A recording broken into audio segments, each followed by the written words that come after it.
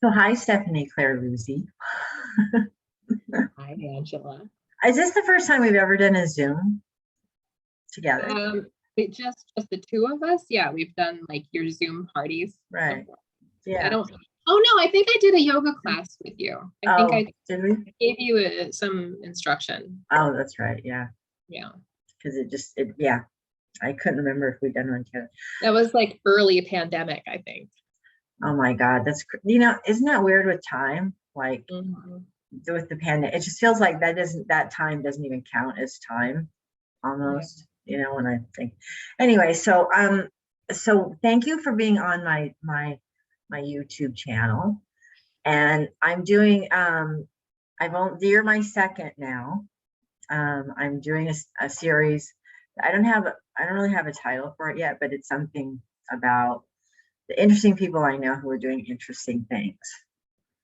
And you are a very interesting person doing very interesting things. And I was trying to remember how long we've known each other. Do you remember what year we met? I know we met at Box Pop, but I don't remember. We met at Box Pop, but was it while I was working? You started working there after I met you. Okay. We probably met in 2009. Yeah, that sounds about right. Probably. Yeah. So I don't even want to count how many. Why did I ask you that question? Because I don't want to count how many years. Yeah. And so Stephanie, I'm looking at the camera now, is an artist and a teacher. And but that's not exactly what we're going to talk about today. We're going to talk about a special project that she has been and I can say this for a fact because I've been around her, completely obsessed with for how long now? When did you start this quest of yours? Oh God, it depends on which part we're talking about. Which part are you talking about? Let's tell the folks what we're talking about so they know what we're talking about. So Stephanie is Italian. And one of my questions for you is going to be, are you 100% Italian? Because I don't know the answer to that. But she's been on a quest for some time now. I guess you would say just to get in, to discover where you came from, right? Mm-hmm. And you've been doing a lot of writing on it, some really great writing, and keeping a blog. And you're much better at keeping a blog than I am. I'm terrible about it. You've got way more discipline than I do. And you got your Italian citizenship. Mm-hmm. And yeah, you're doing all kinds of exciting things. Yeah. So, I mean, I guess if you think about, I have several projects, right, that are all sort of branching from this same obsession. I think to start kind of trying to understand where this all came from, I was always curious about my heritage, and there were a lot of things that I really didn't know or understand because, yes, I'm 100% Italian. All of my great grandparents all came to the US from Italy. And, even if you look at like the genetic testing things, I had one of those genetic tests, and they're like most people, they get surprises. I had no surprises. There was nothing. I'm basically 100% Southern Italian, and that's all that's in there. Capital I, capital T, capital A, etc. Yeah. That's unusual. It is unusual. And here in the United States, I think it's unusual. Yeah. I think it might even be kind of unusual over there, to be honest. Really? Just to be like, sort of unmixed. Yeah. But anyway, so yeah, I was always curious because, as I said, it was my great grandparents who came, except for I have one grandfather who came as a child. He was probably 12, I think, when he came. Mhm. But otherwise, it was just the great grandparents. And so, I mean, that's a lot of time. That's several generations. Right. They were all gone or nearly by the time I was born. I don't have any memory of any of my great grandparents. And the time in the US and just sort of the time in the world that they came here, the idea was not to go to America to necessarily add your culture to the American experience. It was just to become American. And I know one of my great grandmothers who I believe came either in order to get married to my great grandfather, or they were from the same village, but they didn't come at the same time. But she lived to be relatively old, and people who are still alive have memories of her. And one of the things that people always say is that she had no trace of an accent. And this is very important, like for like my parents' generation of Italian Americans. They were really told and taught to be American, and they didn't learn the language, and they didn't, what Italian Americans typically experience is the food culture. And even that is very different. It's not really, by the time you get to like the 1950s, it's not Italian food. It's Italian American food, and even earlier than that. So it's a different culture. And I say this a lot, being Italian Americanness is a unique culture in the United States. It's and I think it's probably also true of Italian Canadians and Italian Australians. They're Italian Argentinians. Their culture is a hybrid culture like ours. So how was it when you started asking your family questions about your history, the family history? What kind of reaction did you get? It's interesting. My grandma, my dad's mom, she was very romantic about Naples in particular. Her parents, but particularly her father, because she really sort of idolized her father. But they were from towns in the province of Naples, very much on like the sort of outskirts of the city of Naples. And my grandmother was very romantic about Naples. And, and she would tell these like sweet stories about, she went to Naples, she was on a bus, she met some woman who was from the town where her father came from. She met cousins and they made her pasta with these teeny little clams. And she would always talk about these teeny little clams, the size of your thumbnail, every single time she told this story. But there were just these like little details of things that were really lovely thoughts for her, and she talked to me about somewhere in Italy where she was. It might have been Naples, it might have been somewhere else that she was visiting, and there were garbage collectors out in the street early in the morning and they were singing. And things like this are the kinds of things that she would talk about. My father, no interest at all. Not at all interested in Italy, in Italian language, in the culture. It didn't really, I guess it skipped a generation. Well, do you think it was like that he wasn't interested, or that he had inherited some of that, like don't look back kind of thing?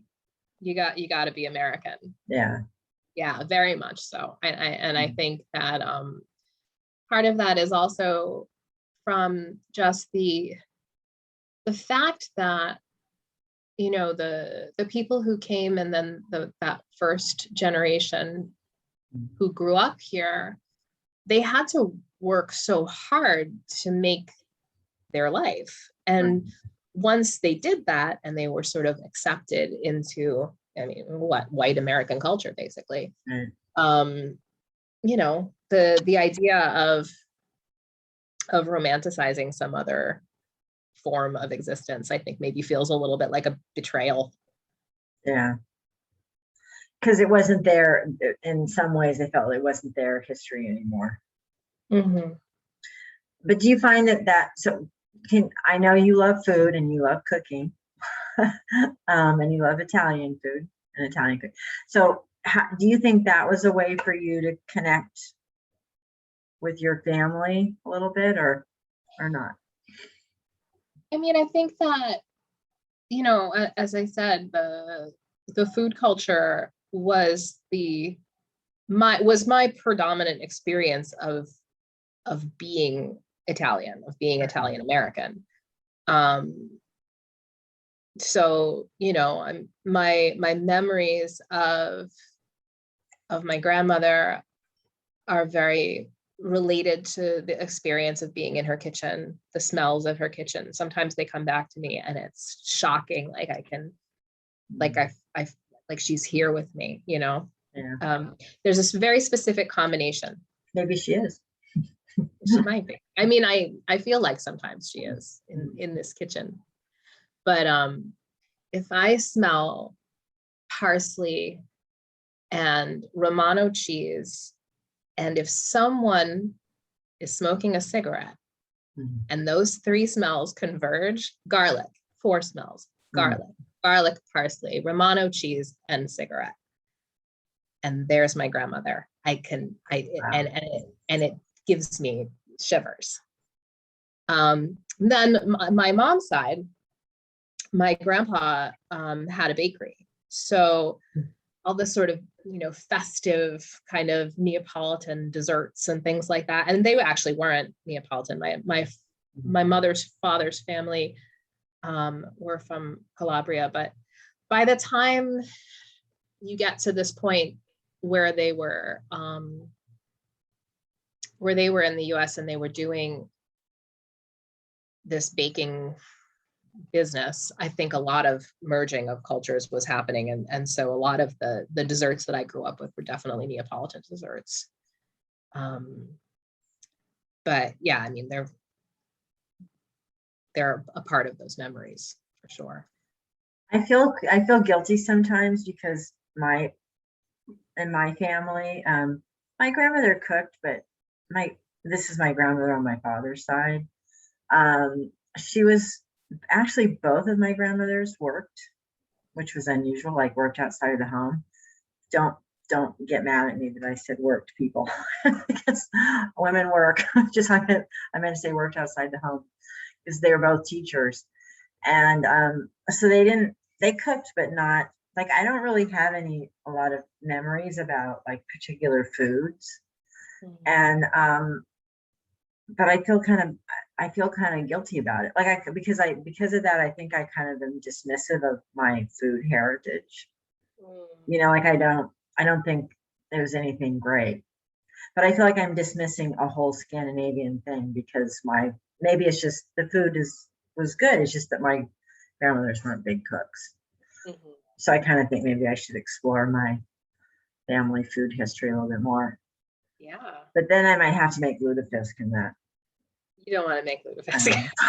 I definitely don't want to do that. So I had to change tracks away from food. I had a question that I definitely wanted to ask you because I don't think I asked you this in person, and I'm surprised that I didn't. You have an Italian passport now, right? What was it? I've had it for several years now. What was it like the first time you went to Italy with your Italian passport? You know, it's really funny that you asked that because you would think that like because it was such a trial to get my passport. For most people, it takes just a couple of years to go through this whole process, but I kept hitting all these road bumps and speed bumps and whatever, and it took a lot longer for me than it normally takes. And so you would think I would have just like ran off to Italy, but I actually have had the passport for maybe 6 years, and I'd only just gone this past summer. Prior to that, I traveled to Europe quite a bit on my Italian passport, and I'll tell you, it makes life a lot easier. You don't have to stand in any lines in the airport. They just let you right in. Oh, really? Oh, that's cool. Even in Switzerland, and they're not part of the Mhm. EU. But yeah, I hadn't gone to Italy for a long time, and I think it's an interesting part of the story of my obsession, I guess. Mm. I had been going every year for maybe 4 years, right after I finished grad school. And then I just didn't want to go anymore. Hmm. I had been really struggling with learning the language because, of course, this is one of the things that was not passed down in my family at all. And I think I just got really tired of trying, really frustrated with trying to learn. I was also fairly early in my teaching career and kind of just like struggling in a lot of ways. And so I just kind of semi-consciously, I would say, stopped going to Italy. Mm. And I, again, like I said, I traveled quite a bit in Europe, and then I started thinking I was going to learn French. And when my brother was living in Switzerland and in a French-speaking part of Switzerland, and he'd been there for several years, and I was visiting, relatively often while he was living there, like maybe once a year for a while. And I thought, well, it seems like he's just going to keep living here, so I'm going to keep visiting, so I'm going to learn French. And the process of starting to learn French felt like when you have an itch and you feel like you know exactly where it is and you start to scratch it, but like no And it matter what moves. you do, you Yeah. just can't get it. Yeah. That's what French was for me. Mm. It was very pleasant because in a lot of ways, I think for an English speaker, French is a lot easier to learn than Italian is. But it just wasn't what I really wanted. Yeah.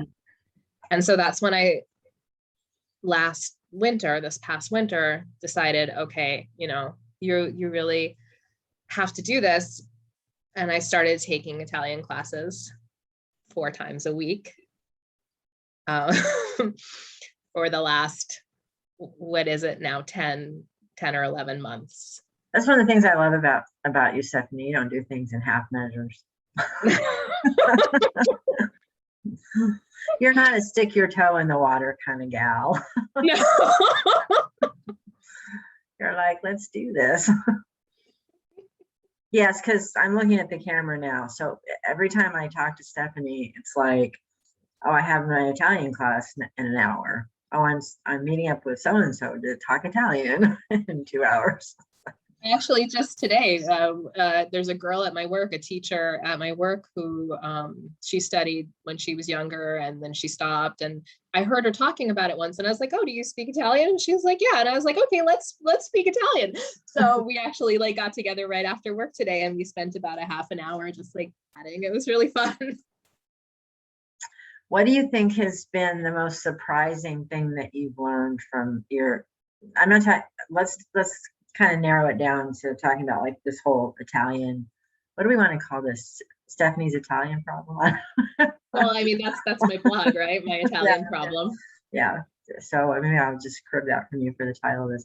But what just for us in terms of the language, not in terms of your family history, in terms of the language, is there anything you can think of that's really kind of surprised you that you wouldn't have anticipated?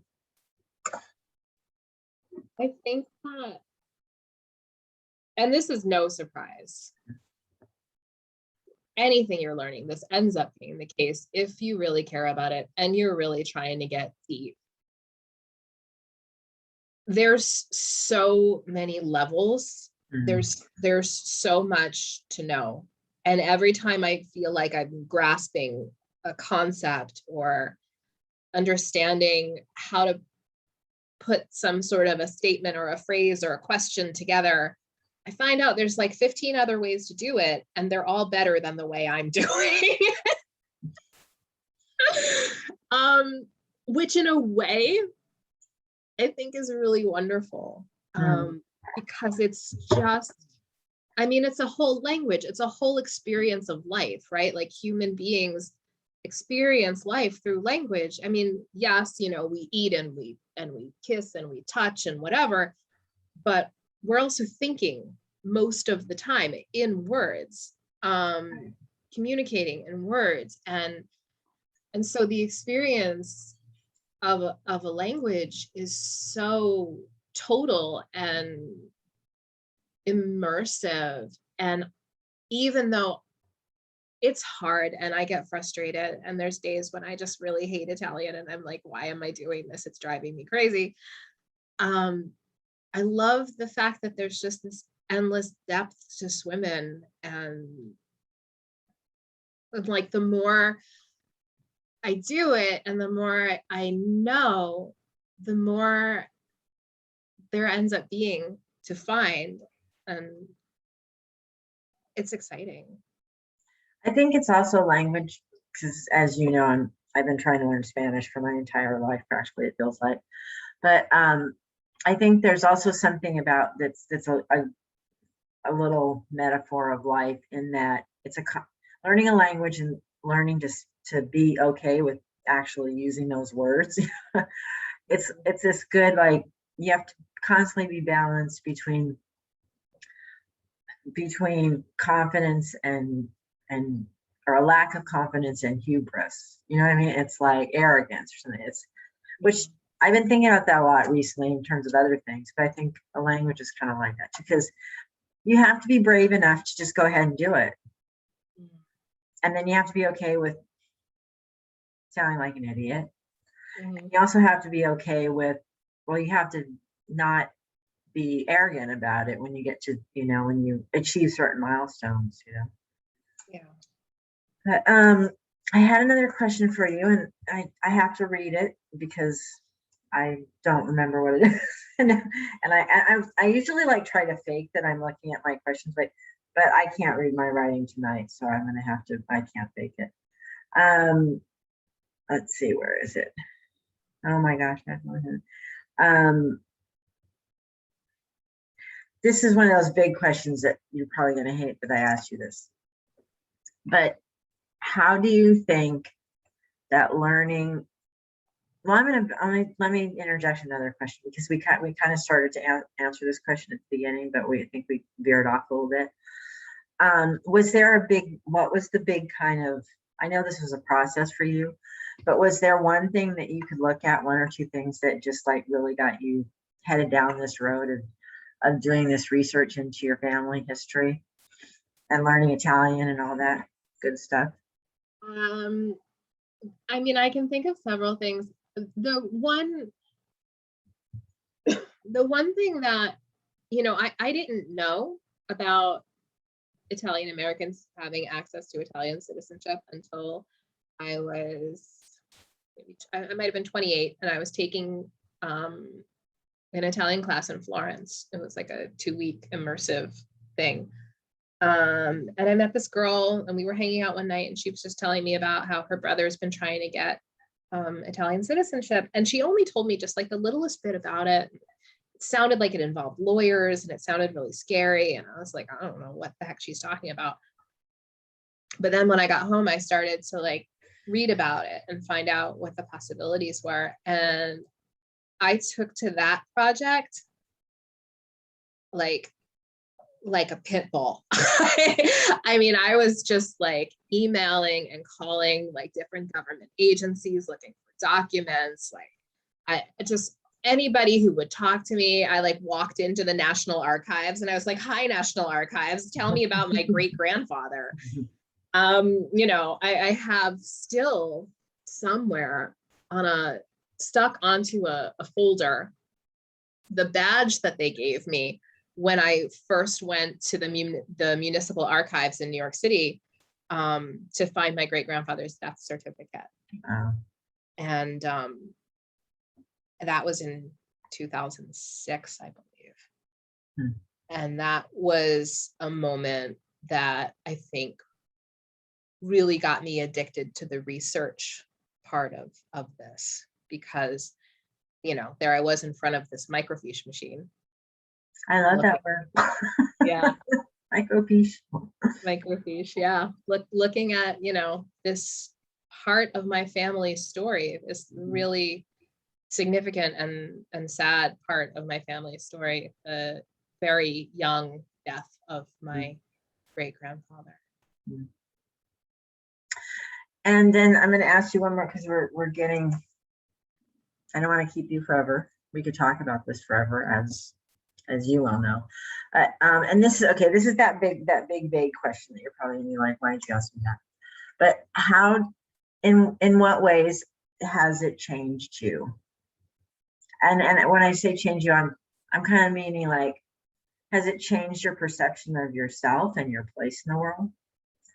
Has it confirmed anything for you, or? I think that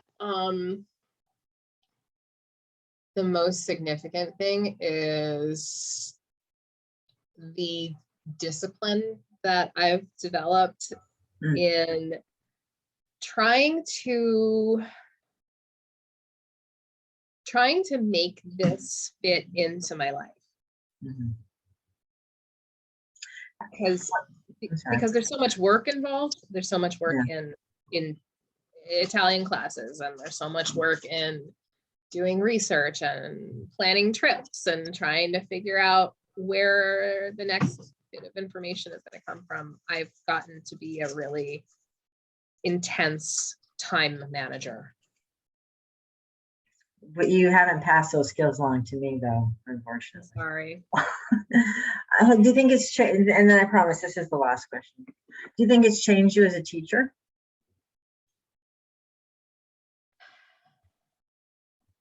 I think that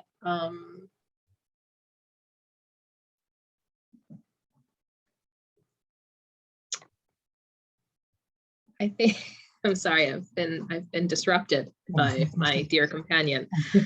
I think it's changed the way I think about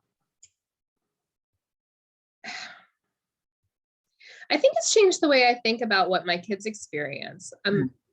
My students are mostly really mostly from immigrant families. Some of them were born elsewhere, and some of them are first generation Americans, and it's it's interesting to see the experience that that they're having, and to know how different it is to the experience of my own, you know, relatively recent ancestors. But my desire to reconnect with a part of my family's story that I'd been effectively cut off from, I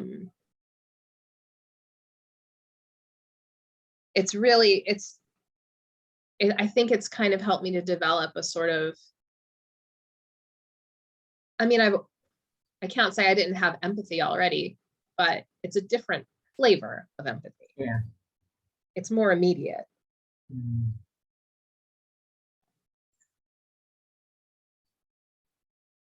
Thank you, Stephanie. Thank you, Angela. That was very interesting. And I've been, as you know, I've been super afraid, because you said you have volunteered graciously to help me embark on this process.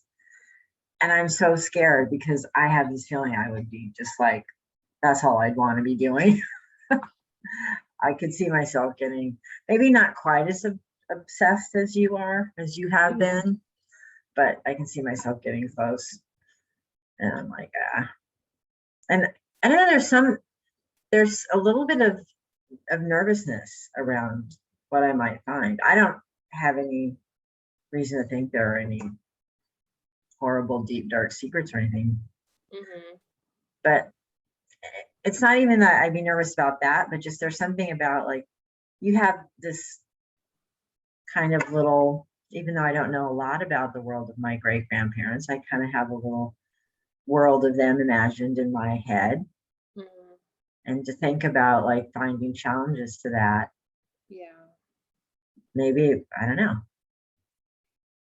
what would I do with that? Shocked me the most in all of the research that I've done is how many little children died. How many Yeah. lost babies. Yeah. It's like when I lived in Boston, there's a lot of graveyards in Boston, old graveyards, and it was always interesting to me.